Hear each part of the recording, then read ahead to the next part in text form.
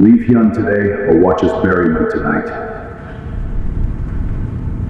Rain lashed the alleyway as a cold gun barrel pressed against Patricia's temple. Leave Hyun today, the rival hissed, or watch us bury him tonight. To save his life, Patricia delivered a soul-crushing lie, shattering his heart so he could survive. A decade later, Hyun is the nation's most feared mafia boss, and his dark obsession has finally led him back to her. Before we get into the total restoration of a woman who thought she lost everything, hit that subscribe button. If you're watching this video, please like, subscribe to the channel, and tell me in the comments where you're watching my story from. I want to know how far it has traveled. Now, let's see what happens when a corrupt bully's pride meets a mafia king's obsession. The rain in the city always felt like it was trying to wash away sins that were too deep to be cleansed. It fell in heavy, rhythmic sheets, drumming against the rusted corrugated metal of the alleyway where Patricia Emmanuel stood, her heart hammer-drilling against her ribs. The cold steel of the handgun pressed against her temple didn't feel like death. It felt like a final, brutal punctuation mark on a life she had barely begun to live. "His coming, Patricia," Kael hissed, his voice a jagged edge of malice. He was the shadow that haunted Hyun's rise in the underworld, a man who knew that the only way to kill a rising wolf was to take away his anchor. His 3 minutes away. If you're still here when he arrives, if you even look at him with a shred of love, my men will open fire on his car before he can put it in park. He'll die thinking you were the last beautiful thing he ever saw. Or, Kael leaned in, his breath smelling of stale tobacco and rot, you can give him the reason he needs to become the monster this city requires. Tell him you're done. Tell him you're leaving for someone who actually matters. And then you vanish. Patricia closed her eyes, a single tear escaping to be immediately swallowed by the downpour. She could hear the low, distant rumble of an engine, a sound she usually associated with safety and home. It was Hyun. He was coming to pick her up after her shift, probably with that lopsided, boyish grin that he only ever showed to her. He didn't know he was driving into a kill zone. He didn't know that his life was currently balanced on the tip of her tongue. "I'll do it," she whispered, her voice cracking. "Good girl," Kael sneered, pulling the gun back and melting into the shadows of a recessed doorway. "Make it count, Patricia. If he follows you, he's dead. If you reach out to him, he's dead. From tonight, you are a ghost." The headlights cut through the gloom, two golden eyes searching for her. The black sedan pulled to the curb, splashing muddy water onto the sidewalk. The door opened, and Hyun stepped out. At 23, he wasn't yet the titan he would become. His features were sharp, yes, but there was still a softness in his gaze when it landed on her, a desperate, clinging sort of hope. He held a worn umbrella, tilting it to shield her the moment he reached her side. "You're soaked, Pat," he said, his voice warm and steady, a direct contrast to the freezing rain. He reached out to tuck a damp strand of hair behind her ear, his touch lingering. "I told you to wait inside. Come on, I've got the heater running. I found that place you liked, the one with the—" "Stop," Patricia said. The word was a jagged stone thrown between them. Hyun paused, his hand still hovering near her face. His smile didn't vanish, it faltered, confused. "What's wrong? Did something happen at work? If someone bothered you—" "No one bothered me, Hyun. I'm just tired." She forced herself to look at him, to memorize the way his eyes searched hers, even as she prepared to extinguish the light in them. "I'm tired of this. Tired of waiting for you to come home with blood on your sleeves. Tired of living in a world where we're always looking over our shoulders." "I'm working on it," Hyun promised, his voice dropping an octave, becoming intense. He took a step closer, invading her space with his heat. "The bosses are noticing me. Another few months, and I'll have enough to move us out of this district. I'll get you that office you wanted, the one with the view of the harbor. Just stay with me, Patricia. We're almost there." Patricia felt a sob rising in her throat and fought it down with a cruelty she didn't know she possessed. She thought of Kael's gun. She thought of the red bloom of a bullet hole in Hyun's chest. She had to kill his love to keep him breathing. "Almost isn't enough," she spat, her voice rising to cut through the thunder. "You're a small-time soldier, Hyun. A thug in a cheap jacket. I look at you and I don't see a future, I see a funeral. I've met someone else. Someone who doesn't have to hide his money in a floorboard. Someone who can actually give me the world, not just promises written in the gutter. Hyun froze. The umbrella tilted, and the rain began to drench them both. The silence that followed was louder than the storm. He didn't move for a long time, his eyes boring into hers. Searching for the lie. Patricia didn't blink. She channeled every ounce of her fear into a mask of cold, calculating ambition. "You don't mean that," he whispered, his voice trembling for the first and only time. "Pat, look at me. You're lying." "I'm not," she said, stepping back out of his reach. "I'm leaving tonight. My bags are already at the station. Don't follow me, Hyun. Don't look for me. I don't want a life of shadows. I want to be someone. And standing next to you, I'll always be nothing." She turned her back on him then. It was the hardest thing she had ever done, to walk away while her soul was screaming to turn around and fall into his arms. Every step she took away from him felt like a limb being torn off. "Patricia," he called out. His voice was raw, a sound of pure, unadulterated agony. She didn't stop. She didn't look back. She walked until the sound of his voice was drowned out by the rain, until she reached the end of the alley where a nondescript car was waiting to take her into a life of hiding. Behind her, standing in the middle of the street, Hyun let the umbrella fall. He watched the taillights of her departure fade into the grey mist of the city. The boy who had loved her, the soldier who had dreamed of a quiet life, died in that rain. In his place, something else began to stir, a cold, calculating darkness that would eventually swallow the city whole. He didn't know about Kael in the shadows. He didn't know about the gun. He only knew that the woman who was his world had deemed him unworthy. As Patricia curled into the backseat of the getaway car, clutching her stomach and gasping for air as the first real sob finally broke through, Hyun stood alone in the deluge. His fists were clenched so tight his knuckles turned white. He stared at the spot where she had vanished, his heart hardening into a diamond-sharp obsession. He would rise. He would take everything. He would build an empire so vast that she would have nowhere left to hide. And when he found her, and he would find her, he would make her explain exactly why his love hadn't been enough. The coldest goodbye was over. The hunt had just begun. 10 years is a long time to hold one's breath. In the heart of the city's most prestigious district, the glass and steel monolith of the Hanemri Group pierced the clouds like a silver needle. Inside the top-floor penthouse, the air was filtered, chilled, and silent. Hyun stood by the floor-to-ceiling window, his silhouette a sharp, dark blade against the glowing tapestry of the metropolis below. He was no longer the boy with the broken umbrella. He was the national husband, a title bestowed upon him by the media and a public that adored his untouchable success, his sculpted features, and his legendary bachelor status. To the world, he was the ultimate dream, a self-made billionaire with a penchant for quiet dominance. But underneath the bespoke Italian silk of his dress shirts, a dark, intricate tattoo of a coiled dragon crept up the side of his neck, its tail disappearing beneath his collar, a permanent reminder of the underworld throne he occupied in the shadows. He was a man of total control, yet every night for 3,650 days, he had stared at the city and searched for a ghost. His obsession hadn't dimmed, it had only refined itself into a cold, diamond-hard resolve. He didn't just want to find her, he wanted to own the world she was hiding in. "Still no lead, boss," a voice whispered from the doorway. His assistant, Minute Ho, kept his head bowed. He knew better than to look Hyun in the eye when the silence lasted this long. "We've tracked every Emmanuel in the tri-state area. None of them match." Hyun didn't turn. He watched his own reflection in the glass, the face of a man who had everything, yet possessed nothing that mattered. "Expand the search to the archival sectors," Hyun commanded, his voice a low, predatory rumble. She liked history. She liked things that didn't change.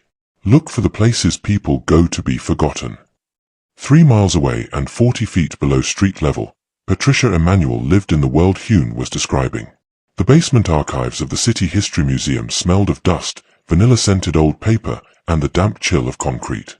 It was a tomb of records, and Patricia was its keeper. For 10 years, she had lived as a shadow, changing her name just enough to slide under the radar, moving from one cramped apartment to another, always keeping her head down. She had traded her vibrant dreams of design for the safety of the stacks. Here, she was just an archivist, invisible, replaceable, and perpetually exhausted. She sat at a scarred wooden desk, her expressive eyes strained under the flickering hum of a fluorescent light that had been dying for a week. She was currently cataloguing property deeds from the 1920s, her fingers stained with ink and age. Her life was a series of small, grinding battles. Her rent had been raised twice in 6 months, and her bank account was a desert. The door to the archive room creaked open, and the heavy footfalls of Mr. Henderson, the museum's floor manager, echoed through the aisles. He was a man who took pleasure in the small cruelties of power. "Emmanuel," he barked, tossing a thick folder onto her desk, sending a cloud of dust into the air. "The digital transition for the East Side records needs to be finished by Monday. I don't care if you have to sleep here." Patricia looked up, her face a mask of practiced neutrality. "I'm already working overtime on the maritime files, Mr. Henderson. I can't physically." "Then find a way," he interrupted, leaning over her desk, his shadow blotting out her meager light. "There are plenty of people who would kill for a quiet job like this. If you can't handle the heat, maybe you should go back to whatever hole you crawled out of 10 years ago. And don't forget, your community center's tax status is under review. If those records aren't perfect, the city will bulldoze that playground by next month." Patricia's jaw tightened. She thought of the kids at the center, the only piece of her heritage she had left to protect in this cold city. "I'll get it done," she whispered. "Good girl," Henderson sneered, mimicking the patronizing tone she had heard once before in a rain-slicked alleyway. He turned on his heel and left. Once he was gone, Patricia let out a breath she felt she'd been holding since she was 20. She leaned back, her gaze wandering to a discarded newspaper on the corner of her desk. It was weeks old, but the image on the front page was as clear as a fresh wound. "National husband Hyun expands empire into tech," the headline screamed. The photo showed Hyun stepping out of a black car, surrounded by bodyguards. He looked magnificent, cold, regal, and dangerous. His eyes, even through the grainy newsprint, seemed to be searching for something, a gaze so intense it made her skin prickle with a phantom heat. She traced the line of his jaw with a trembling finger, remembering the warmth of his skin and the way he used to look at her before she broke him.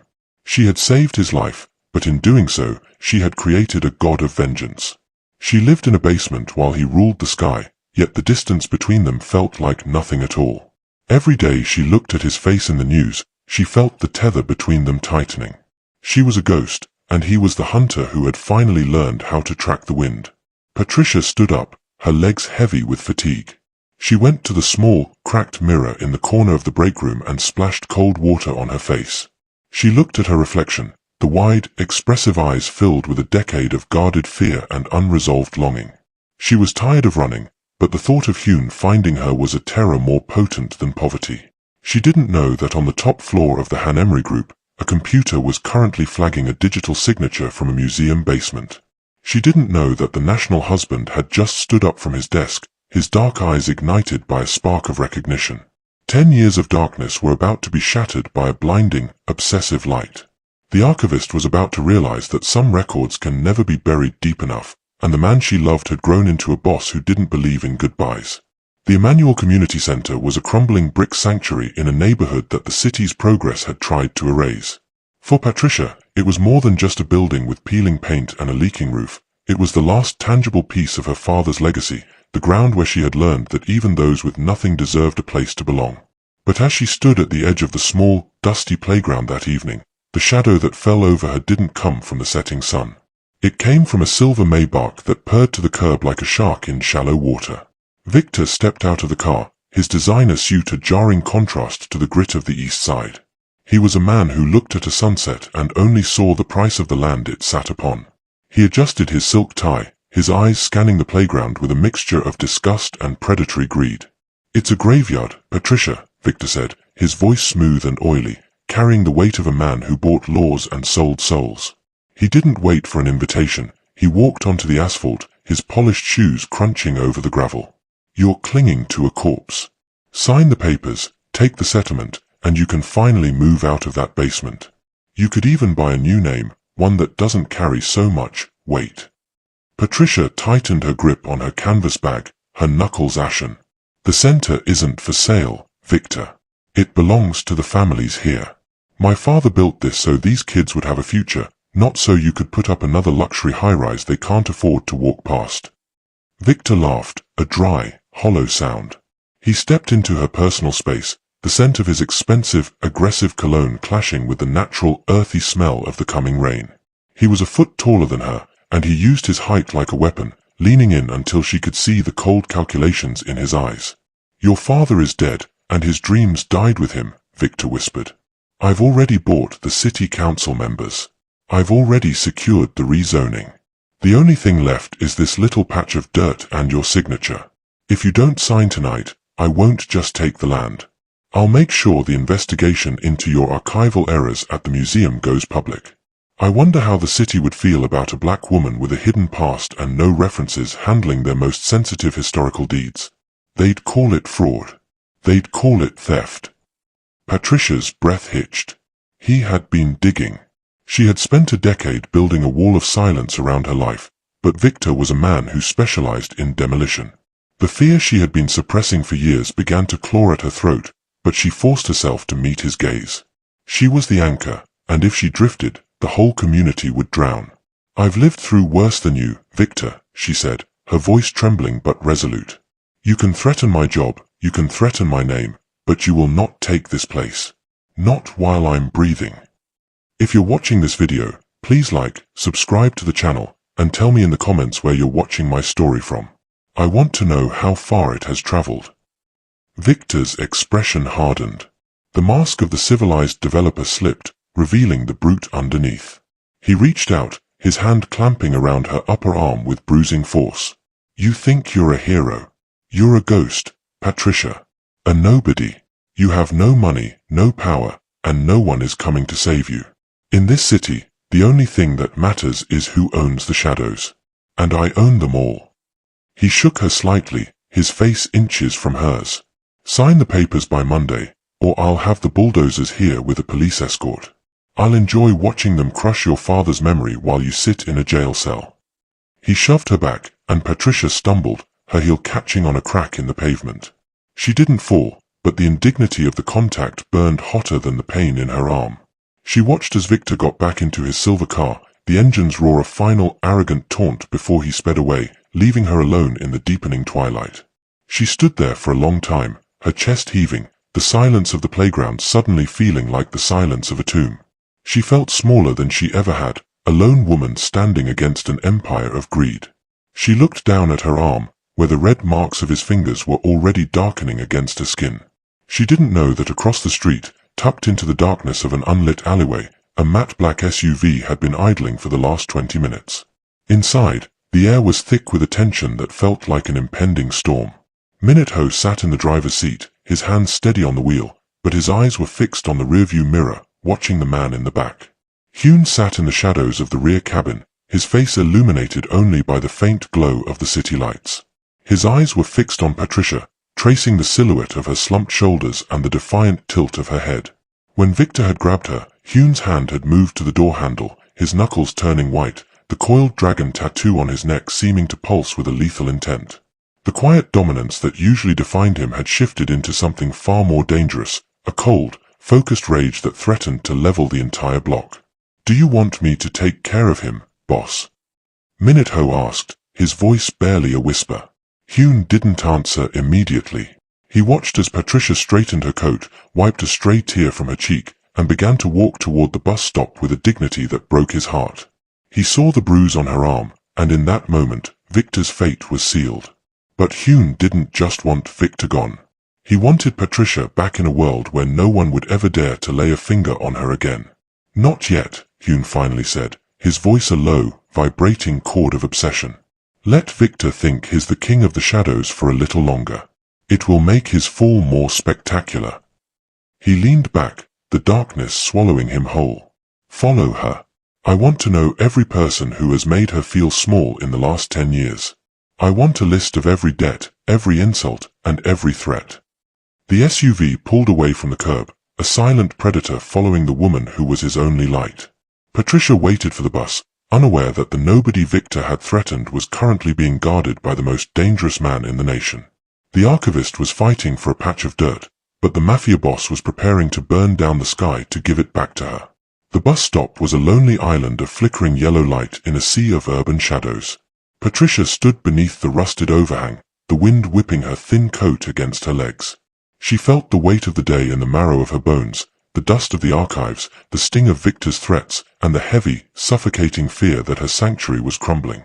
She gripped her bag, her fingers brushing the cracked screen of her phone. She was a woman who had mastered the art of being invisible, yet tonight, the air felt thick, as if the darkness itself had eyes. A block away, a matte black SUV sat idling, its presence so absolute it seemed to swallow the light around it. Inside the cabin, the atmosphere was pressurized, a vacuum of sound and motion. Hyun sat in the rear, his back straight, his hands resting motionless on his knees. He didn't move a muscle, but his intensity was palpable, a quiet roar of energy contained within a frame of bespoke silk. For 10 years, he had lived for this singular moment. He had clawed his way through the blood-soaked rungs of the underworld, built a legitimate empire of steel and silicon, and turned himself into a god of the city. Also, he would have the power to find the woman who had vanished in the rain. Through the one-way tinted glass, he watched her. She looked smaller than he remembered, her elegance now tempered by a weary, grounded realism. She was checking the bus schedule, her brow furrowed in concentration. The streetlights caught the soft curve of her face, the wide, expressive eyes he had dreamt of every night of his exile. She looked like a survivor, but to Hyun, she looked like his stolen property. "The bus is 10 minutes late," Minute-Ho reported from the front, his eyes darting to the rearview mirror. He could feel the temperature in the car dropping. "Should we?" "Quiet," Hyun commanded. He leaned forward an inch, his gaze narrowing. He wasn't just looking at her, he was cataloguing her. He saw the frayed hem of her sleeve. He saw the way she shifted her weight to ease the ache in her feet. And then, he saw it. The street lamp swung in the wind, and for a fleeting second, the light hit her upper arm where her coat had shifted. The dark, mottled marks of Victor's fingers were visible against her skin, a brand of violence left by another man. In that moment, the stillness in Hyun's eyes broke. A predatory flame ignited in the depths of his pupils, cold and lethal. The coiled dragon tattoo on his neck seemed to pulse, a living shadow marking his descent into a darker headspace.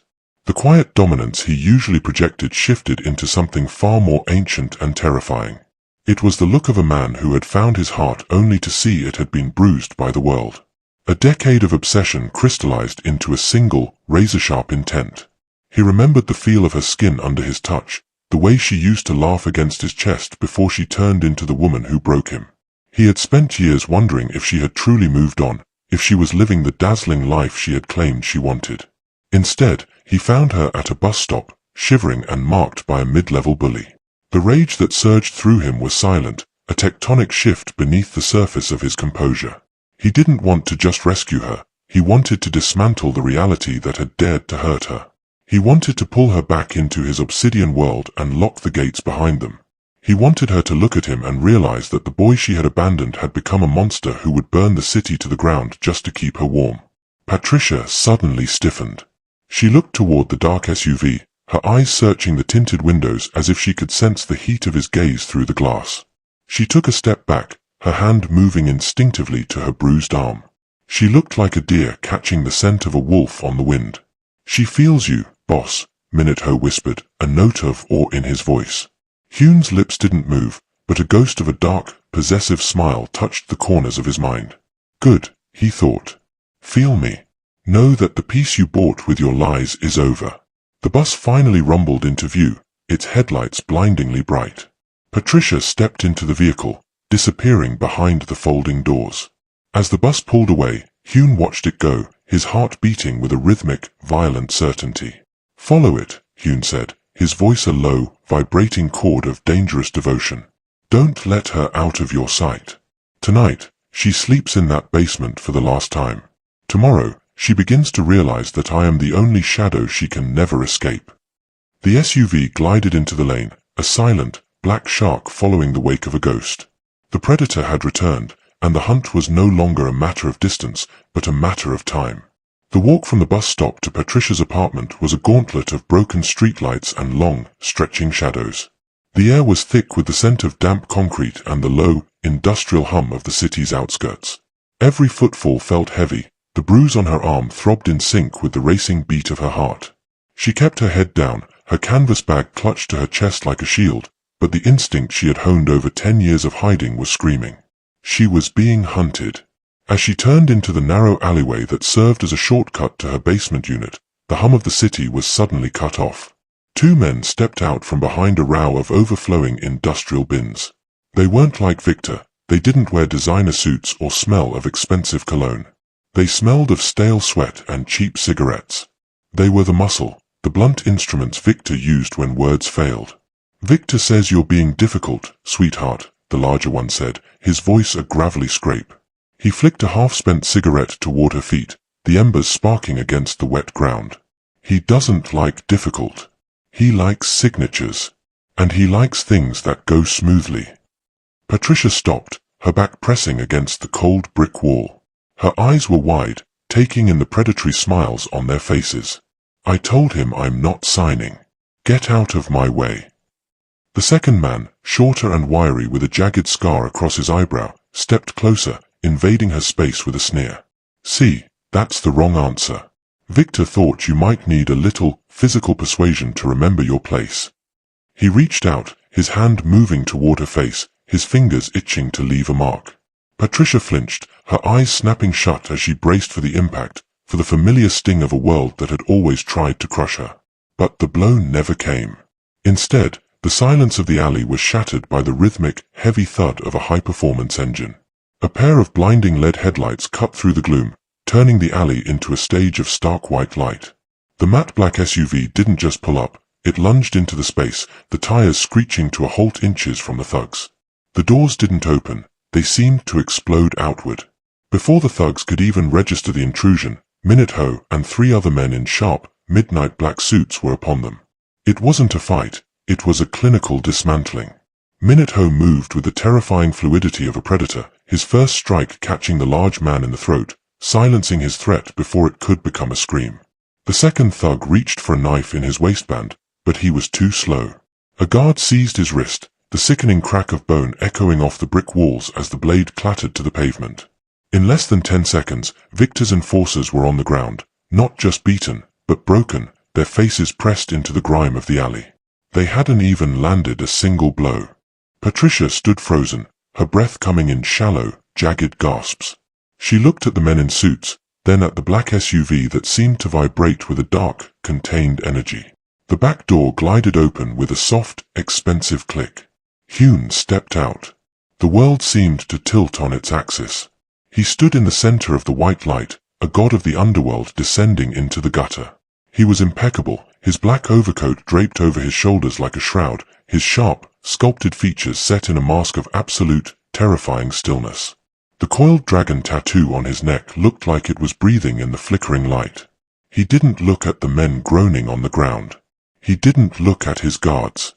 His eyes, those deep, dark pools of a decade's worth of obsession, were fixed entirely on Patricia. He walked toward her, his movements deliberate and predatory. Every step he took felt like a heartbeat. Patricia wanted to run, to hide in the archives, to disappear back into the rain of 10 years ago, but her legs wouldn't move. She was trapped in the gravity of his presence. He stopped a few inches away, his shadow swallowing her completely. The scent of him, sandalwood, rain, and a cold, metallic edge, hit her like a physical blow. He reached out, his hand moving with a slow, agonizing grace. Patricia trembled, her eyes searching his for the boy she had once loved, but she found only the man who had become a king. His fingers didn't strike her. Instead, they gently brushed the hair away from her face, his touch so light it was almost a ghost of a sensation. Then, his gaze dropped to her arm. Even through her coat, he seemed to see the bruise Victor had left. A low, vibrating growl started in his chest, a sound of pure, possessive rage. "Who did this to you?" he asked. His voice was a whisper, but it carried the weight of a death sentence. Patricia's voice was gone, buried under the weight of 10 years of secrets. She looked up at him, her wide eyes filled with shock and a terrifying, lingering attachment. Hyun. The name, spoken for the first time in a decade, seemed to fracture his icy composure for a fleeting second. His eyes flared with a dark intensity, his hand moving to the back of her head, his fingers tangling in her hair, pulling her slightly closer. It wasn't a gesture of affection, it was a gesture of ownership. I told you never to look for me, she whispered, her heart breaking all over again. And I told you that you were mine, Hyun replied, his voice dropping into a register that made her skin burn. He leaned down, his lips brushing against her ear. Did you really think a few miles and a few lies could keep me away? I've watched you drown in this basement for 10 years, Patricia. The time for hiding is over. He pulled back just enough to look her in the eye, his thumb tracing the line of her jaw. The men who touched you are already dead. They just don't know it yet. And as for you... He leaned in, his gaze dropping to her lips. You're coming home. He didn't wait for her consent. He turned, his hand still firmly on her shoulder, and began to lead her toward the open door of the SUV. The archivist had been rescued from the street, but as she looked at the cold, beautiful monster at her side, she realized she had just been captured by a much more dangerous fate. The door of the SUV closed with a heavy, pressurized thud, instantly severing the sounds of the city. Inside, the cabin was a vacuum of leather, expensive cologne, and a silence so thick it felt like it could bruise. Patricia sat huddled against the far side of the rear bench, her hands trembling so violently she had to tuck them under her thighs. She looked at the man sitting inches away from her, the white light from the alleyway still dancing behind her eyelids. You've made a mistake, she whispered, her voice sounding small and brittle in the plush interior. I don't know who you are. I think you have me confused with someone else. Hyun didn't move. He sat with a terrifying, regal stillness, his profile a sharp, sculpted blade against the tinted glass. He didn't look at her, yet every inch of his presence felt directed at her, like a predator circling a cornered prey. He slowly turned his head, his dark, bottomless eyes locking onto hers. The national husband the world adored was gone. In his place sat a king of the shadows who had spent a decade refining his wrath. A mistake, he repeated. His voice was a low, vibrating chord that seemed to hum in the very marrow of her bones. 10 years, Patricia. 10 years of scouring the globe, of burning through every record, every ghost, and every lie.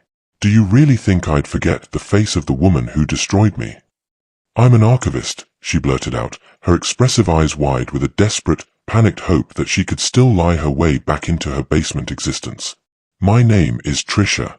I grew up in the East Side. I've never seen you before in my life.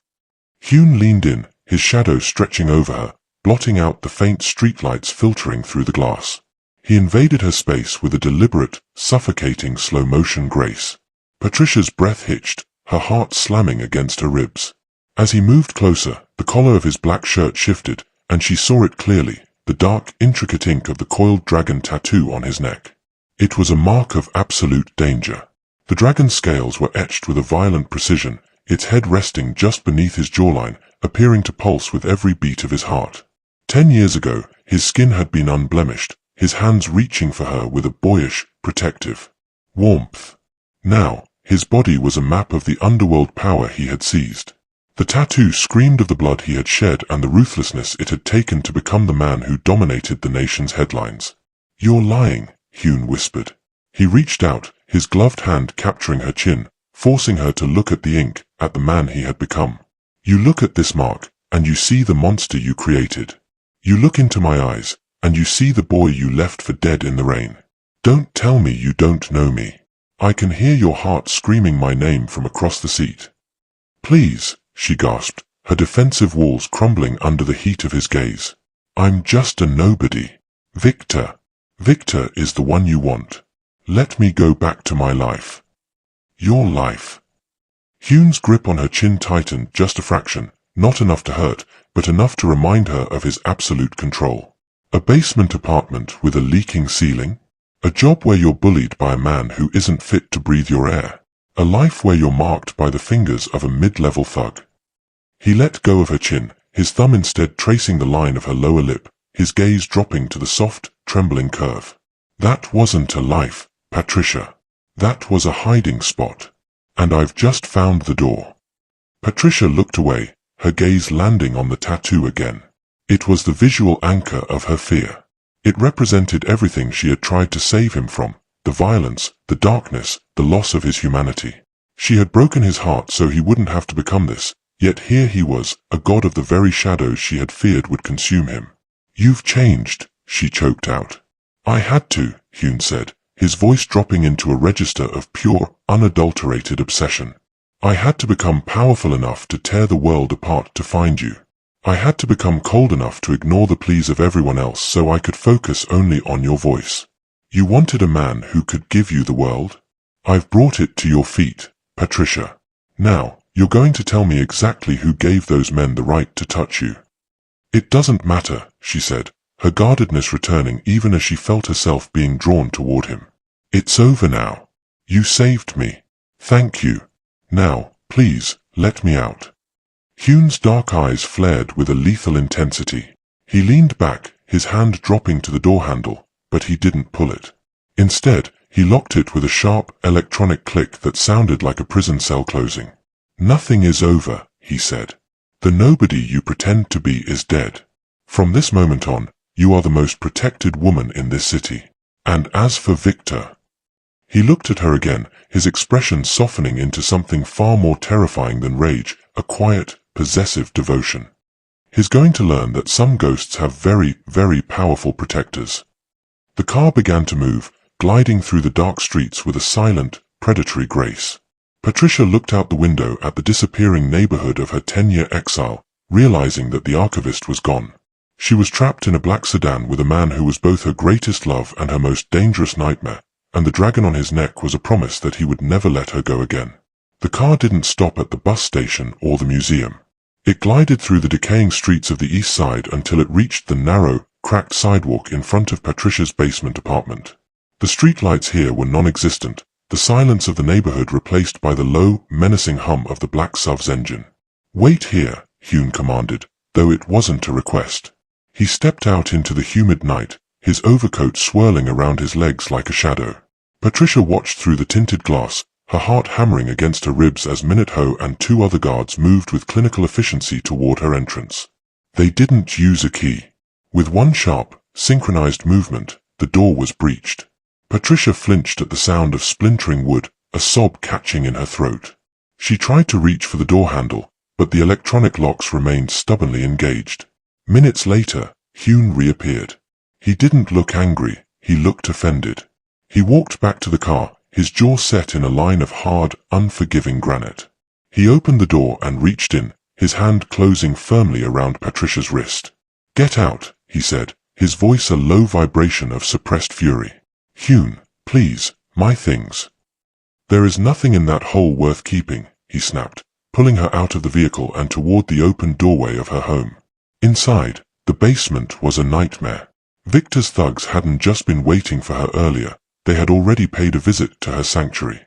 The small bookshelf she had meticulously organized was overturned, her few precious volumes of history torn and trampled into the damp carpet. The mattress was slashed, and the meager contents of her kitchen were scattered across the floor. But what made Patricia's knees buckle was the sight of her father's framed photograph, the glass shattered, his smiling face marred by a jagged streak of filth. They were going to kill me, she whispered, the reality of her situation finally crashing down. Hyun stood in the center of the wreckage, his presence too large for the cramped, low-ceilinged room. He looked at the mold on the walls, the leaking pipe in the corner, and the sheer poverty of the life she had chosen over him. The coiled dragon on his neck seemed to darken, its scales shimmering in the light of the guards' tactical flashlights. If you're watching this video, please like, subscribe to the channel, and tell me in the comments where you're watching my story from. I want to know how far it has traveled. Her hand moved instinctively to the collar of her robe, her fingers finding the thin, worn leather cord hidden beneath the fabric. She pulled it out slowly. Hanging from the cord was a simple, tarnished silver ring. It was a cheap thing, a trinket bought from a street vendor in a different life, back when Hyun's hands were calloused from labor rather than blood, and his eyes were full of dreams instead of shadows. It was the only thing she hadn't sold when the hunger got too bad. It was her secret anchor, the one truth she had allowed herself to keep while spinning a web of lies to save him. The door to the suite opened without a knock. Patricia didn't jump, she simply froze. She didn't need to look to know who it was. The air in the room seemed to displace, becoming heavy and electric, smelling of the crisp winter wind and the metallic tang of power. Hyun stepped into the closet, his presence immediately making the vast space feel cramped. He was dressed in a charcoal three-piece suit that fit him like armor, his dark hair swept back, his expression a mask of regal indifference. "You haven't dressed," he said. His voice was a low, vibrating chord that made the fine hairs on her arms stand up. "I don't belong in these clothes, Hyun," she said, her back still turned to him. "I'm an archivist. I'm a woman who lives in a basement. This is a costume." "You are whatever I say you are," he replied, his footsteps silent on the plush carpet as he moved toward her. He stopped directly behind her. He didn't touch her, but the heat radiating from his body felt like a physical weight. In the mirrored walls of the closet, Patricia saw the reflection of the national husband, beautiful, untouchable, and lethal. The coiled dragon on his neck seemed to shimmer in the harsh morning light, a permanent brand of the darkness he had conquered. His gaze dropped to the mirror, and then he saw it. The silver ring dangled between her fingers, the light catching its dull surface. Hyun's entire demeanor shifted. The regal indifference shattered, replaced by a stillness so absolute it was terrifying. He reached over her shoulder, his hand moving with the slow, inevitable grace of a predator. He didn't snatch the ring, he cupped his hand beneath it, his thumb grazing the palm of her hand as he took the weight of the silver. "You kept it," he whispered. The words weren't a question, they were a revelation. Patricia tried to pull away, her heart hammering against her ribs. "It's just a piece of junk, Hyun. I forgot I even had it." "Liar," he growled. He turned her around with a sudden, jarring force, his hands clamping onto her shoulders, pinning her against the rack of silk dresses. He leaned in, his face inches from hers, his dark eyes ignited with a terrifying, obsessive light. "You kept this ring for 10 years. You wore it against your skin while you told me you didn't love me. You held onto this while you lived in the dirt, while you were bullied by nobodies, while you were marked by that coward Victor." His gaze dropped to the ring again, then to the cord around her neck. His breathing was heavy, a jagged sound of pure, unadulterated possessive fury. "You stayed loyal to a ghost," he said, his voice dropping into a register that made her skin burn. "While I was out there turning myself into a monster to find you, you were here, guarding this piece of silver like it was your soul." "I had to save you," she finally screamed, the weight of a decade's worth of secrets breaking her. "They were going to kill you, Hyun. I had a gun to my head, and they told me if I didn't leave you, you'd never see another sunrise. I kept that ring because it was the only part of you that didn't want to hurt me." The silence that followed was deafening. Hyun's grip on her shoulders tightened, his knuckles turning white. The revelation of her sacrifice didn't soften him, it seemed to solidify his darkness. The protectiveness that had been a simmering heat since he found her erupted into a cold, lethal fury. He realized now that she hadn't just been a victim of poverty or circumstance, she had been a prisoner of his own enemies. She had suffered for him, bled for him, and hidden her love to keep his heart beating. A low, vibrating growl started in his chest. He reached up, his thumb tracing the line of her jaw, his touch no longer gentle. It was the touch of a man claiming a prize won in blood. "They used your love as a weapon against me," he whispered, his eyes narrowing. "And you let them. You chose their silence over my protection. I was 20, Hyun. I was alone."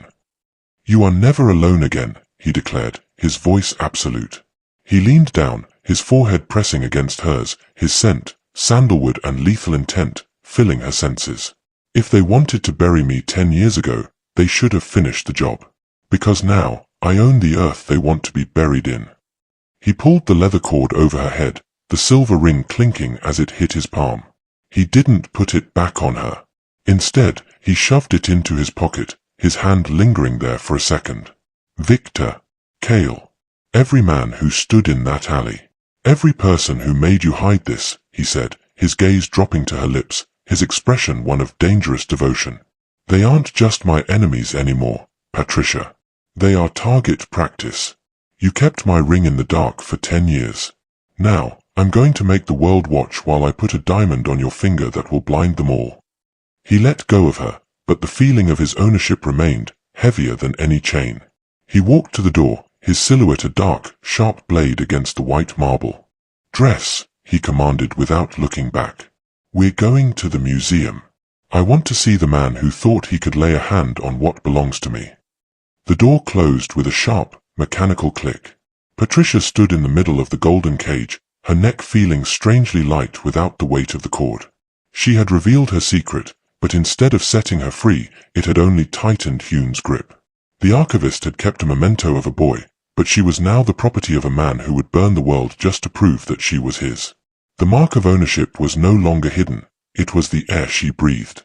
The City History Museum had never seen a ghost return in silk. When Patricia walked through the grand marble lobby, the air seemed to still. She was no longer the woman in the frayed wool coat and ink-stained fingers. Dressed in the charcoal grey tailored suit Hyun had chosen, her hair swept up in an elegant, regal style, she looked like the board members who usually ignored her existence. But even as her outward appearance projected power, her heart was a frantic bird caught in the ribs of a cage. Beside her, Hyun moved with the silent, predatory grace of a man who didn't just walk into a room, he conquered it. His hand was a firm, heavy weight on the small of her back, a constant physical reminder that she was no longer her own. "I just need to get my files," she whispered, her voice trembling as they approached the archival wing. "And tell Henderson I'm done. I don't want a scene, Hyun." Hyun didn't look at her. His gaze was fixed forward, his jaw set in a line of cold, lethal intent. "There is always a scene when someone tries to steal what belongs to me, Patricia. Whether it's a life or a legacy." They reached the boardroom, where the muffled sound of laughter and self-congratulation leaked through the heavy oak doors. Patricia recognized that laugh. It was Elena, the senior archivist who had spent years treating Patricia like a footstool. Without a knock, Hyun pushed the doors open. The room fell into a vacuum of silence. Mr. Henderson sat at the head of the table, flanked by the museum's trustees. At the front of the room, Elena stood beside a projector screen, glowing with pride. On the screen was the East Side Digital Transition Project, Patricia's life's work. Every cross-reference deed, every historical footnote she had painstakingly recovered from the damp basement was there, but the header on the slides read, "Lead Researcher, Elena Vance." "Patricia!" Henderson stammered, his face turning a mottled purple as he took in her transformation. Then his eyes drifted to the man beside her. His breath hitched. Everyone in the room recognized the national husband. The air in the room suddenly felt dangerously thin. "Mr. Henderson," Patricia said, her voice gaining strength as she looked at her stolen research. "That's my work. Elena, you didn't even know those 1920s maritime deeds existed until I found them in the sub-basement." Elena didn't even flinch. She leaned against the podium, a smirk playing on her lips. "Don't be dramatic, Tricia. You've been gone for 48 hours without a word. We assumed you'd finally quit. I simply cleaned up the mess you left behind. This research belongs to the museum, and as your senior, I'm the one who finalized it. You finalized it by putting your name on it." Patricia stepped forward, her expressive eyes flashing with a decade of suppressed indignity. "Who is going to believe you?" Elena sneered, her eyes darting to Hyun with a mixture of envy and fear. "You're a temp with a clouded history. I'm a tenured professional. Mr. Henderson has already signed off on the grant application. You're finished here." Hyun stepped into the center of the room, his shadow stretching across the long mahogany table like a dark shroud. He didn't raise his voice, but the low, vibrating chord of his tone made the trustees at the table visibly recoil. The coiled dragon on his neck seemed to pulse in the flickering light of the projector. "It's fascinating," Hyun said, his gaze landing on Elena with the clinical detachment of a man looking at an insect he was about to crush. "The way small people believe that theft is the same thing as talent." "Mr. Han," Henderson said, his voice shaking. "This is an internal museum matter. We appreciate your interest, but—" "I don't have an interest in your museum, Henderson," Hyun interrupted, his hand reaching into his inner pocket. He pulled out a sleek, black leather folder, the gift he had prepared. He slid it across the table. It didn't contain a lawsuit. It contained a deed of sale. "As of 20 minutes ago," Hyun continued, "the Han Emery Group has purchased the outstanding debt of this institution. I am now the primary donor and the chairman of your funding board. Which means," he paused, his eyes narrowing into a lethal, dark intensity, "I am the one who decides who is finished." The room went ice cold. Elena's smirk vanished, replaced by a grey, sickly pallor. Henderson's hands began to shake as he opened the folder. "Patricia Emmanuel is not a temp," Hyun declared, his voice absolute. He walked back to Patricia, pulling her into his side, his arm wrapping around her shoulder in a gesture of terrifyingly beautiful possession. She is the lead historian. And she is quitting. He looked at Elena, then at Henderson. But before she leaves, we're going to discuss the archival errors you've been using to blackmail her. My legal team is currently reviewing the museum's tax filings for the last 5 years. I suspect we'll find that Elena isn't the only one here who likes to move things around to suit her needs. Hyun. Patricia whispered, shocked by the sheer scale of his protection. He wasn't just defending her, he was erasing her enemies from the map. The gift, Patricia, Hyun said, looking down at her, his expression softening into that dangerous, obsessive devotion. I told you I'd give you the world. I'm starting by taking back the pieces they stole from you. He turned back to the room, his face returning to a mask of hard, unforgiving stone. Elena, pack your desk. You have 10 minutes before security escorts you out. Henderson, you'll stay. We have a lot to talk about regarding the East Side property deeds and your secret meetings with a man named Victor. Hyun didn't wait for a response. He led Patricia out of the boardroom, her heels clicking on the marble, the sound of her own name echoing in the halls with a new, weightier authority. The archivist had been betrayed by her peers, but the Mafia boss had just turned her workplace into a graveyard for her rivals. As they walked toward the exit, Patricia realized that while she had lost her quiet life, she had gained a defender who would stop at nothing to prove she belonged at the top of the world. The gift wasn't just the museum, it was the realization that in Hyun's world, no one would ever be allowed to make her feel small again. The return to the Hanemery estate was conducted in a silence so pressurized it felt like the windows of the SUV might shatter. Patricia sat in the back, her fingers tracing the fine silk of her trousers, her mind reeling from the clinical destruction of her enemies at the museum. Hyun sat beside her, a dark monolith of focused intent. He hadn't spoken a word since they left the boardroom, but the air around him hummed with a low-frequency rage that had shifted from the museum staff onto the woman trembling next to him. Once inside the mansion, he didn't lead her to her room. He guided her, his hand a firm, unyielding band around her waist, into his private study. It was a room of black marble, shadows, and cold, polished chrome. The floor-to-ceiling windows looked out over the city he had conquered, but the only thing Hyun looked at was Patricia. He closed the heavy double doors, the electronic lock engaging with a finality that made Patricia's breath hitch. He turned to her, shedding his overcoat to reveal the sharp, lethal lines of his waistcoat. The coiled dragon on his neck seemed to pulse in the dim, recessed lighting of the room. You said you never loved me, Hyun began. His voice was a low, vibrating growl, the sound of a predator finally cornering a ghost. 10 years ago, in that rain, you looked me in the eye and told me I was a thug. You told me I was nothing. You told me you wanted a man who could give you the world. Patricia backed away until her heels hit the edge of his massive mahogany desk. I did what I had to do, Hyun. I told you, there was a gun to my head. And yet, Hyun stepped into her space, his shadow swallowing her whole. You kept the ring. You lived in poverty, you let Victor bruise your skin, you let Elena steal your soul's work, but you never sold that cheap piece of silver. Why? He reached into his pocket and pulled out a small, velvet-lined box. He didn't open it immediately. Instead, he dropped the old, tarnished silver ring, the memento he had taken from her that morning, onto the desk. It clattered against the wood, a hollow, lonely sound.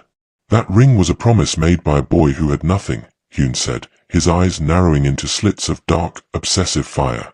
This. He snapped the velvet box open. Inside sat a diamond so large and brilliantly cut it seemed to bleed light. It was a stone born of pressure and fire, much like the man holding it. This is a claim made by a man who has everything. He reached out, his hand capturing hers. His touch was electric, a searing heat that made her entire body tremble. He didn't ask. He slid the diamond onto her ring finger, the heavy weight of the golden stone feeling like a shackle. Hyun, please. No more please, he hissed, stepping so close she could feel the frantic beat of his heart through his silk shirt. He pinned her against the desk, his hands moving to her waist, his fingers digging into the fabric of her suit. He leaned down, his face inches from hers, his scent, sandalwood, rain, and dangerous devotion, filling her lungs until she was lightheaded. Look at me, Patricia. Look into my eyes and tell me that lie again." His voice dropped into a register of pure, unadulterated command. "You're wearing my ring now.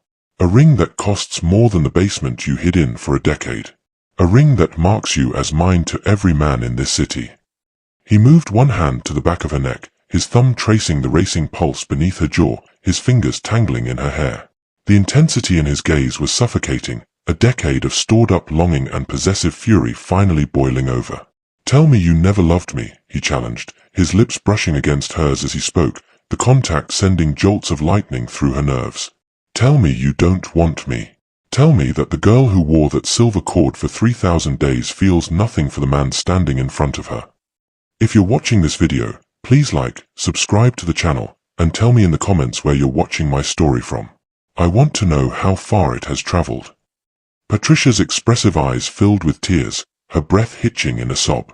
The walls she had built around her heart, the walls made of fear, sacrifice, and the memory of a gun in an alleyway, were crumbling under the sheer force of his obsession. "I can't," she whispered, her voice breaking.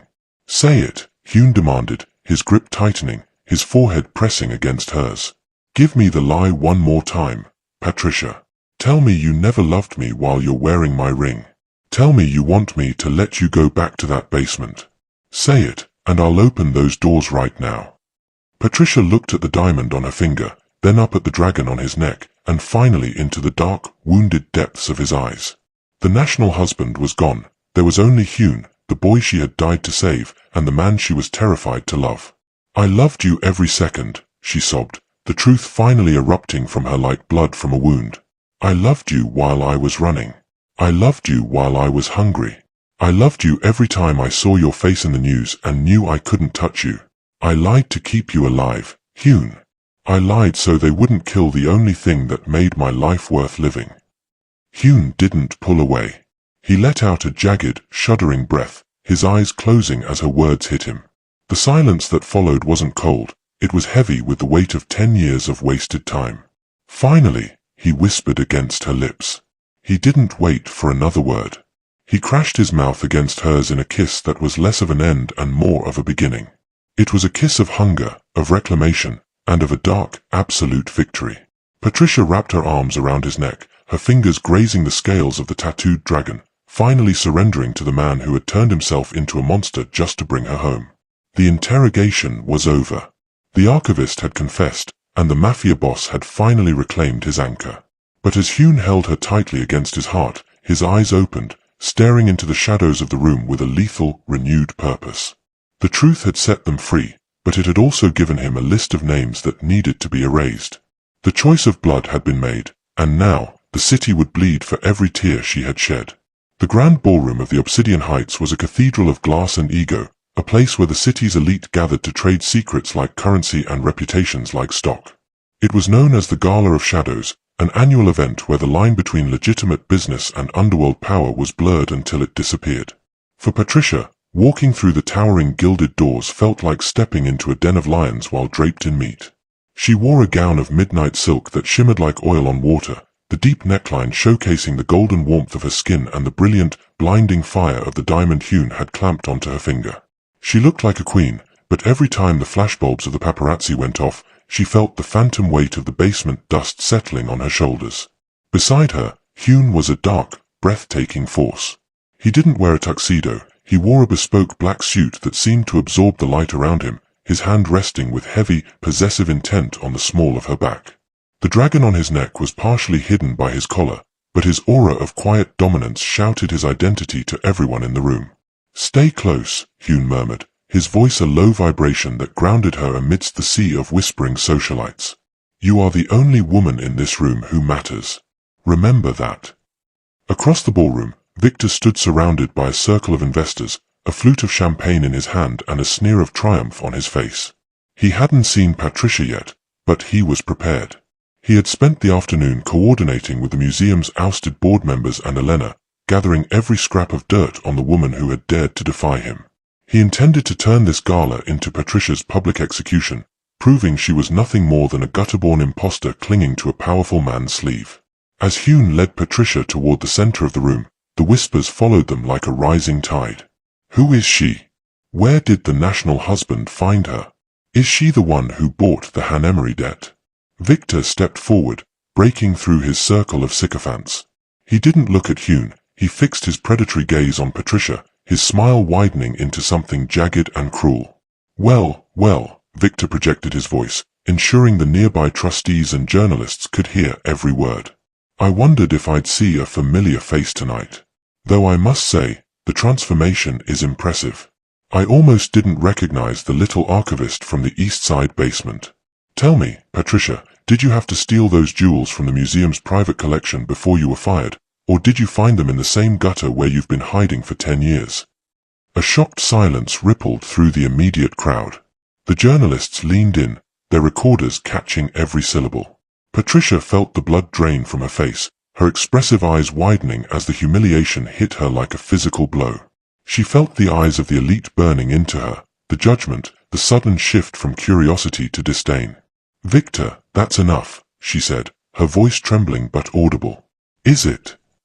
Victor took a step closer, his arrogance bolstered by the belief that Hyun was merely using her as a temporary distraction. I think the Han group deserves to know who they're associated with. A woman who couldn't pay her rent last week. A woman who was caught trying to embezzle historical research.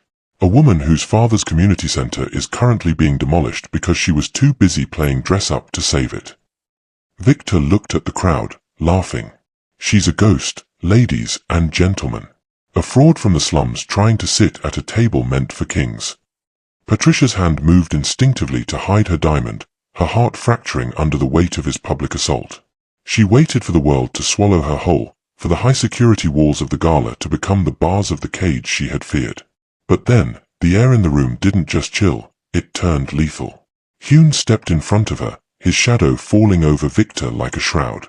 He didn't raise his hand, and he didn't raise his voice, but the sheer, crushing weight of his presence made the crowd draw back in a wave of instinctive terror. He reached out, his hand moving with the slow, agonizing grace of a man who had already decided where the bodies would be buried. He adjusted Victor's silk lapel, his fingers grazing the man's throat. You speak of gutters and ghosts, Hyun said. His voice was a low, vibrating chord of dangerous devotion that carried to the furthest corners of the ballroom. But you forget one thing, Victor. I am the king of the gutter you fear. And the nobody you think you're insulting is the woman I have spent 10 years building an empire to protect. Hyun leaned in, his dark eyes ignited with a cold, obsessive fire that made Victor's champagne glass begin to tremble in his hand.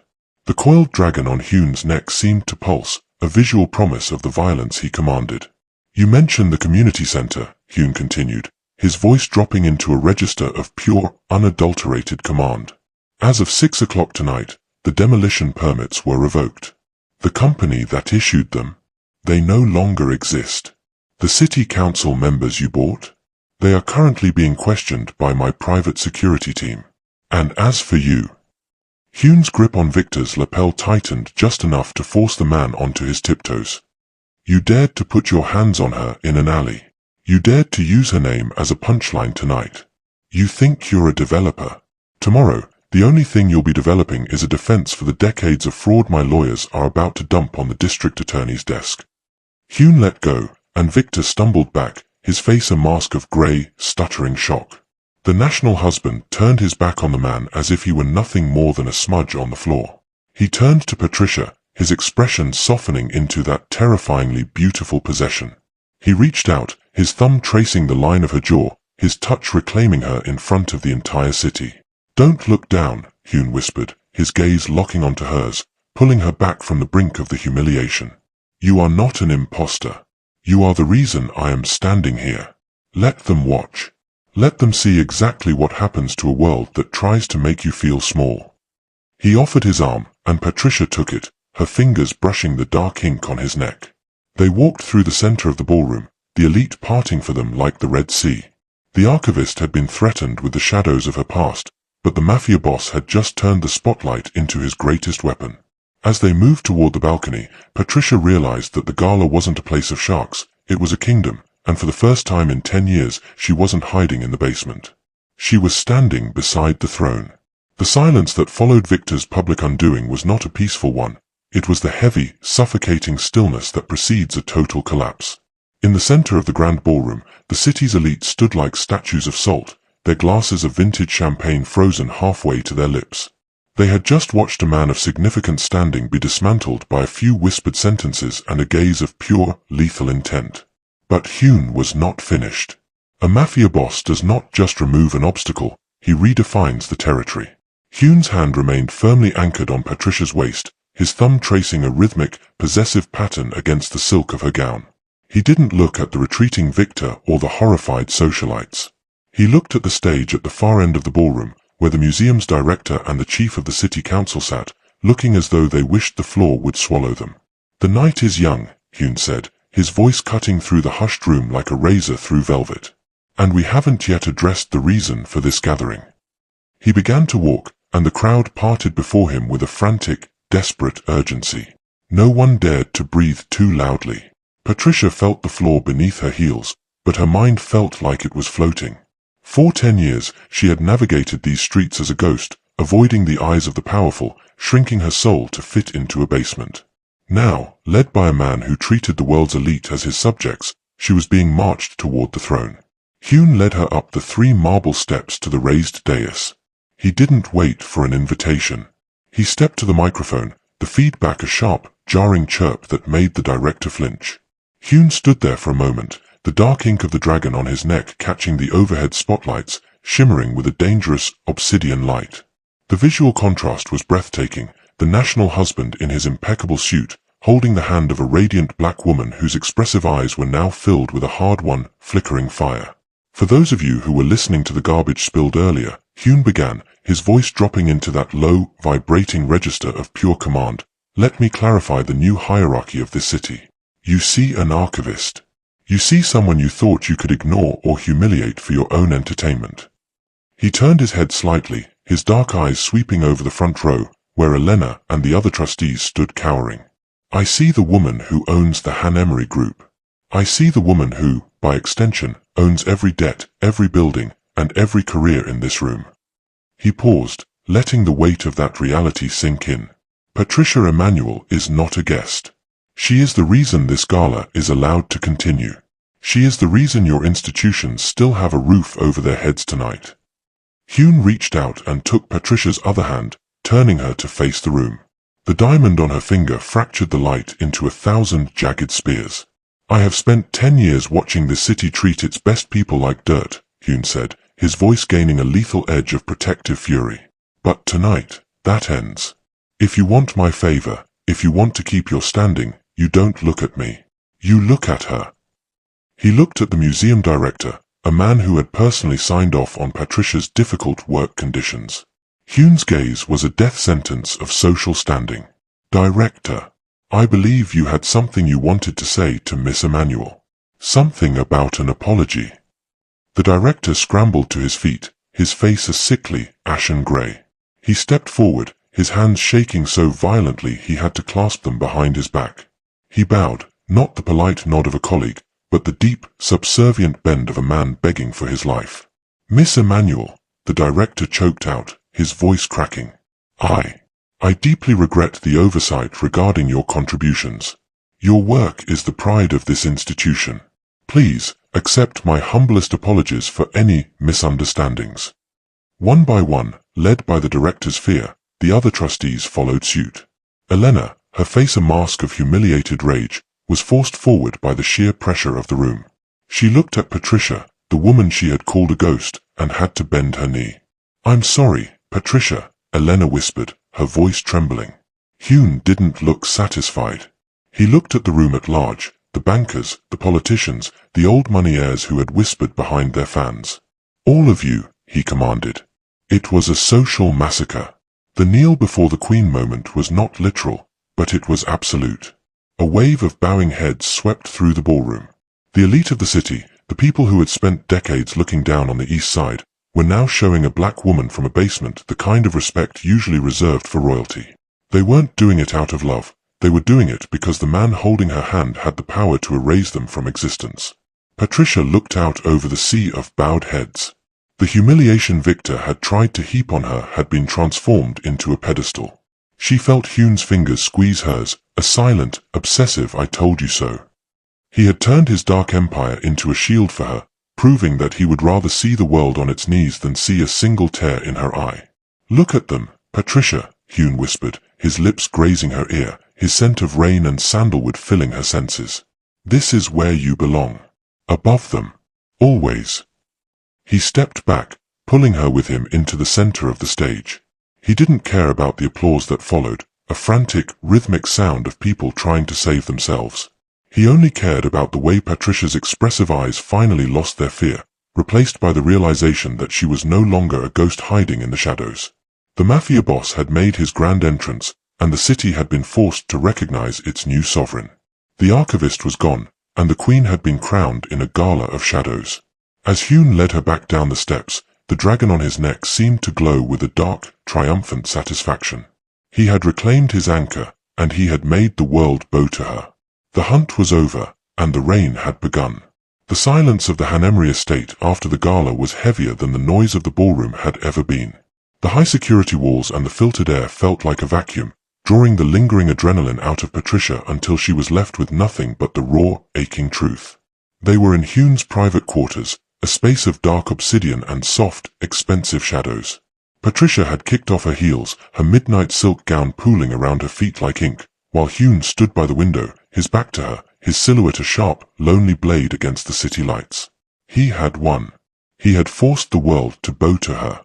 But the air between them was still thick with the unresolved ghost of 10 years ago.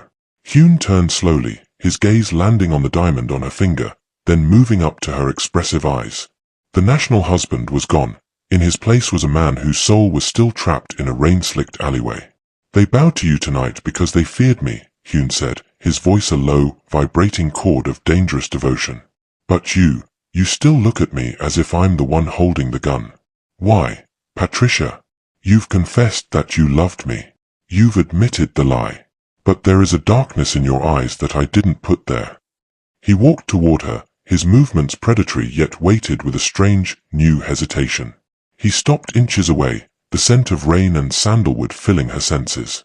He reached out, his thumb tracing the line of her jaw, his touch possessive but searching.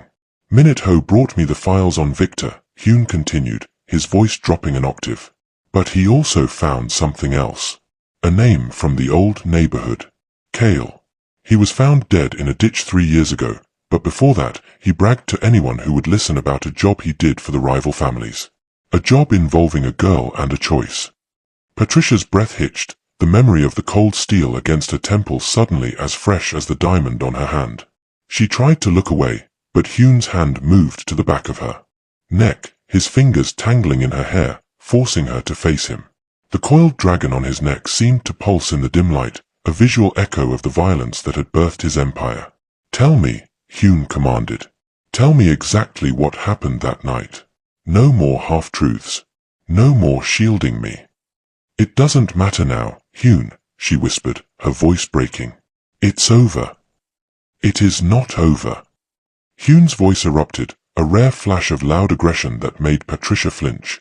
He pinned her against the cold marble pillar, his hands clamping onto her shoulders. "I built this empire on the belief that I wasn't enough for you. I turned myself into a monster because I thought you walked away for a better life. I have lived 10 years in a frozen hell, hating the part of me that still wanted you. Tell me the truth." Patricia looked up at him, her eyes filling with tears that mirrored the rain of a decade ago. The weight of the secret, the burden she had carried to keep his heart beating, finally became too much to bear. "He was standing in the shadows," she sobbed, the words tumbling out like blood. "Kael. He had a gun to my head, Hyun. He told me that if I stayed, if I even looked at you with love when you pulled up in that car, his snipers would open fire. He said they'd bury you in the mud before you could even say my name. I didn't leave because I wanted a dazzling life. I left because I wanted you to have a life at all." Hyun's grip on her shoulders didn't loosen, it froze. The sheer, crushing weight of her words seemed to paralyze him. The rage that had been a constant hum in his blood for 10 years, the fuel for his rise, the reason for his ruthlessness, suddenly vanished, replaced by a cold, hollow realization. "A gun," he whispered, his voice sounding small, stripped of its dominance. "He told me to kill your love to keep you breathing," Patricia cried, her hands reaching up to clutch his lapels. I had to look at you, the only person who ever saw me, the only person I ever wanted, and tell you that you were nothing. I had to watch the light go out of your eyes and know that I was the one who did it. I've lived in basements and shadows for 10 years, Hyun, because I was terrified that if I ever came back, they'd finish the job. Hyun let go of her shoulders, his hands trembling as they moved to cup her face. The god of the city was crumbling. His dark eyes, usually so calculated and cold, were now filled with a shattering, agonizing heartbreak. He realized in that moment that his entire climb to power had been a reaction to a lie she had told to save his very life. He had spent a decade resenting her for abandoning him, while she had been living in a self-imposed prison of poverty and fear to ensure his survival. You took a bullet for me every single day for 10 years, Hyun whispered, his forehead pressing against hers, his breath hitching in a jagged, broken sound. And I hunted you down and called you a ghost. I forced you into this house and called it a rescue when it was just another cage. He let out a low, guttural moan of pure, unadulterated pain. The protective fury he had felt for her shifted into a devastating self-loathing. He had become the very thing she had tried to save him from, a man of violence, a man of shadows. I thought I was the one who suffered, Hyun choked out, his tears finally falling, hot and silent, onto her cheeks. I thought I was the one who was wronged. But you, Patricia, you stayed loyal to a man who didn't even know he was being saved. You loved me enough to let me hate you. He pulled her into his chest then, not with the possessive grip of a boss, but with the desperate, clinging embrace of a man who had just realized he owed his entire existence to the woman in his arms. He buried his face in her neck, his sobs muffled against her skin, his fingers grazing the dragon tattoo as if he wanted to tear it off. I'm sorry, he gasped into her hair. I'm so sorry. I'll burn every name on that list. I'll level the city. I'll do whatever it takes to make up for those 10 years. Patricia wrapped her arms around him, her fingers tangling in his hair, finally letting her own heart break alongside his. The archivist and the Mafia boss were gone. There were only two broken people in a dark room, finally unmasked.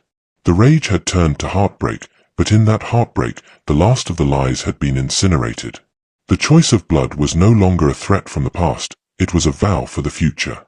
Hyun raised his head, his eyes red but filled with a new, terrifyingly clear purpose. He wouldn't just protect her now, he would spend the rest of his life trying to be worthy of the sacrifice she had made in the rain.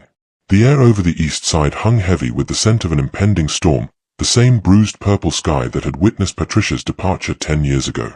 Victor was a man who had lost everything in 48 hours, his accounts frozen, his reputation incinerated, and his allies vanishing like smoke in a gale. Desperation had stripped away his designer elegance, leaving behind a jagged, hollow shell of a man. He knew the end was coming, but he refused to go into the shadows alone. He knew that to Hyun, Patricia wasn't just a woman, she was the very soul he had built an empire to house. Patricia stood in the center of the dark, gutted remains of the Emmanuel Community Center.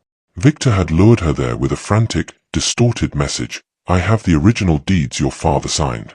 Come alone, or I burn them and this building tonight. She knew it was a trap, but the records were the only proof that the land belonged to the people. She stood under a single flickering work light, her expressive eyes scanning the shadows, the diamond on her finger a cold, heavy weight. If you're watching this video, please like, subscribe to the channel, and tell me in the comments where you're watching my story from. I want to know how far it has traveled. You actually came, Victor's voice echoed from the balcony above. He stepped into the light, a gasoline can in one hand and a flare gun in the other. He looked unhinged, his hair matted with sweat, his eyes wide with a manic, flickering light. The little archivist, still trying to save a ghost. You think Hyun is your savior. He's the reason I'm a dead man walking. If I'm going to hell, I'm taking his heart with me. It's over, Victor, Patricia said, her voice steady even as her heart hammered against her ribs. Hyun knows everything. There is nowhere left for you to run. I don't need to run, Victor hissed, leaping down to the floor, the scent of gasoline filling the stagnant air. He leveled the flare gun at a pile of dry timber and historical archives stacked in the corner. I just need to see him watch you burn. I want to see the national husband crawl in the dirt when his precious anchor turns to ash. He reached for her, his hand grasping her hair with a brutal, desperate force, pulling her toward him as he prepared to strike the flare. but the air in the room suddenly changed. The industrial hum of the city seemed to stop, replaced by a low-frequency vibration that rattled the very glass in the window frames. The front doors didn't open, they were obliterated. The matte black SUV didn't stop at the curb. It smashed through the plywood barricades, the engines roar a primal, predatory sound that drowned out Victor's panicked gasp. The headlights cut through the gloom like twin searchlights of judgment. Hyun stepped out before the vehicle had even fully settled. He was no longer the man in the bespoke suit from the gala. He wore black tactical gear, his silhouette a sharp, lethal blade against the white glare of the headlights. The coiled dragon on his neck seemed to pulse with a dark, rhythmic life of its own. His eyes weren't just cold, they were a void. The quiet dominance that usually defined him had been replaced by a total, unadulterated wrath that felt like a physical weight on the lungs. Let her go. Hyun's voice wasn't a shout. It was a low, vibrating chord of dangerous devotion that promised 1,000 deaths. One more step and I pull the trigger. Victor screamed, pressing the flare gun against Patricia's side, his hand shaking so violently the barrel clattered against her gown. I'll do it, Hyun. I'll burn her right in front of you. Hyun didn't stop. He walked forward with the inevitable grace of a tectonic shift. He didn't look at the gun. He didn't look at the gasoline. He looked only at Patricia, his gaze a silent promise of absolute protection. You think you have leverage, Hyun said, his voice dropping into a register that made the shadows themselves seem to recoil. You think your life has enough value to trade for a single hair on her head. You are mistaken. You died the moment you laid a finger on her in that alley. Everything that has happened since then has just been me deciding how much pain to allow you. Minute Ho and 5 other men appeared in the rafters and doorways, their movements silent and synchronized. They didn't fire, they waited for the king's command. Stay back. Victor shrieked, his thumb trembling on the flare gun's trigger. Hyun moved faster than the human eye could track. In a blur of black shadow and cold intent, he was across the floor. He didn't go for the gun. He went for Victor's throat. His hand clamped onto the man's windpipe with the crushing force of a hydraulic press, lifting the developer off his feet. The flare gun clattered to the floor, harmlessly skidding away. Hyun pinned Victor against a brick pillar, the impact echoing through the hollow building. He leaned in close, his face a mask of sculpted, terrifying stillness. 10 years ago, a man like you put a gun to her head, Hyun whispered, his voice a lethal caress. She broke her own heart to keep me alive. She lived in the dark for 3,000 days because of cowards like you. Do you have any idea what that does to a man? To realize his entire world was suffering while he sat on a throne. Hyun's grip tightened, his knuckles turning white, the dragon on his neck shimmering in the flickering light. Victor's face turned a sickening, mottled purple, his legs kicking uselessly against the air. Hyun, stop. Patricia's voice broke through the haze of his rage. She ran to him, her hands clasping his arm. Don't do this. Don't become what they want you to be. You've already won. Hyun didn't move. His gaze remained fixed on Victor, his eyes filled with a decade's worth of stored-up obsession and the raw, jagged edges of his recent heartbreak. For a second, it looked as though he would finish it, as though the Mafia boss would finally consume the man. Then, he looked at Patricia. He saw the wide, expressive eyes filled with shock and a lingering fear, not of Victor, but of the darkness she saw in him. He saw the woman who had sacrificed everything for his soul. With a low, guttural growl, Hyun flung Victor aside like a piece of refuse. The developer slumped against the wall, gasping for air, his reign of terror reduced to a pathetic, stuttering mess. Minute Ho, Hyun commanded, his voice returning to a cold, clinical tone. Take him. I want him alive long enough to see his name erased from every record in this city. Then, give him to the authorities for the fraud and the arson. Let him rot in a cell where no one knows his name. Hyun turned to Patricia, his breathing heavy, the adrenaline still coursing through his veins. He didn't say a word. He simply reached for her, his hands trembling as he pulled her into his chest. He buried his face in her neck, his scent of rain and sandalwood finally masking the smell of gasoline. I've got you, he whispered into her hair, his voice breaking. I've got you. Never again.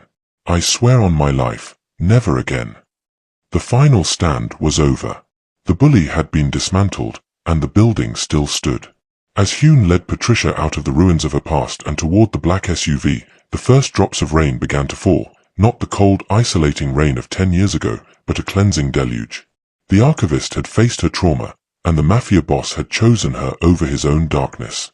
The hunt was finally, truly over, and the only thing left was the long, devoted road home. The sun rose over the city not as a cold blade, but as a slow, golden benediction. In the master suite of the Han estate, the floor-to-ceiling windows revealed a world that had been fundamentally altered. Below, the streets were quiet, the aftermath of the storm leaving the air crisp and clean. Patricia stood on the private terrace, the silk of her robe fluttering in the morning breeze. She looked at the diamond on her finger, no longer seeing it as a shackle of wealth, but as a beacon of the man who had moved heaven and earth to find her. For 10 years, she had viewed power as the enemy, the force that had torn her away from her love and kept her shivering in the dark. She had thought that by becoming a ghost, she was protecting the light. But as she watched the city wake up, she finally understood the truth. In a world of predators like Victor and Kael, her silence had been a weakness, not a shield. It was Hyun's power, his ruthless, unyielding dominance, that had finally given her the right to breathe without fear. His darkness wasn't something to be feared, it was the fortress that kept her safe. The glass door slid open with a soft, expensive hiss. Hyun stepped onto the terrace, his silhouette a sharp, commanding presence. He had shed the tactical gear of the previous night for a soft cashmere sweater, but the dragon on his neck remained, a permanent testament to the man he had become. He didn't speak, he simply walked to her, his hand sliding around her waist to pull her back against his chest.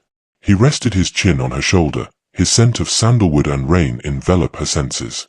The community center is being rebuilt, Hyun murmured, his voice a low, grounding vibration.